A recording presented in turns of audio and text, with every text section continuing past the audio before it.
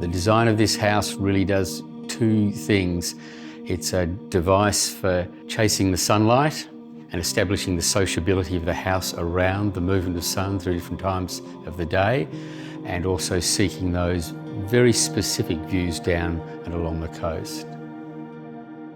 The house is situated in Anglesea.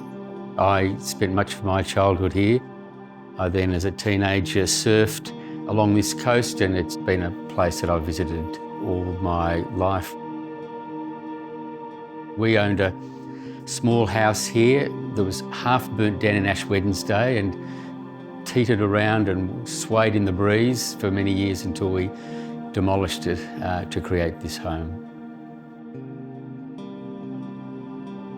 It's positioned right on the very edge of the landslip that commenced down on the coastal edge, with a remarkable cliff face full of the ochres that define the selection of brick as a material and this specific coloration of the terracotta.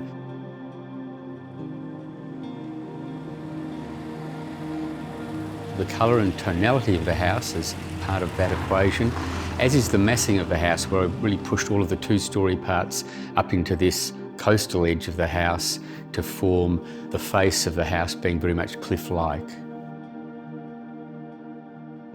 We have a long-term relationship with Krauss. They developed a technique of this torn brick. It came through an extruding machine, and every brick, as a consequence, is unique. The glaze here is applied to the raw clay. What I'm particularly pleased with is the variance of things that are totally unexpected. You sort of see the human hand at work too. It's less machine-made in its appearance, which is the truth of the material. As we come inside the house, we go to the Manetti family terracotta works in Greve and Chianti, just near Florence, where all of the floor and wall tiles were created.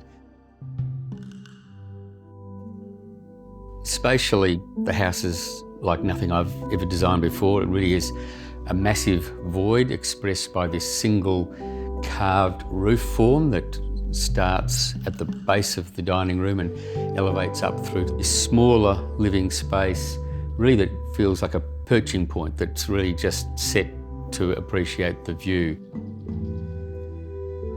Study is in a really important place. It's a very reflective zone of the house. It imagines a certain form of sociability, but also deep concentration. It's really focused on the desk that pushes out and hence pushes this beautiful tensile structure with the hand-knotted net out into the void, and also that collection of objects from these rather ad hoc and informal archaeological digs that I've embarked upon.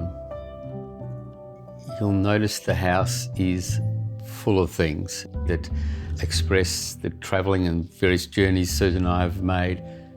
There's paintings, a lot from friends, and then other collected work of young artists and other things that really just associate with the span of life and many of life's experiences. The things that I've designed, the items of furniture, the dining table, coffee tables and other occasional pieces of furniture, also for me express relationships with the makers. Much work was done on the thermal performance of the house, both its insulation, the ratio of walls to windows in every elevation, but also then the operability of external blinds and shutter systems that then would shut out the light and heat at times, or modify it to whatever degree. But as well as that, this massive central shutter that gives the shade where we want it, but also allows light, particularly this time of the year, to come deep into the heart of the house.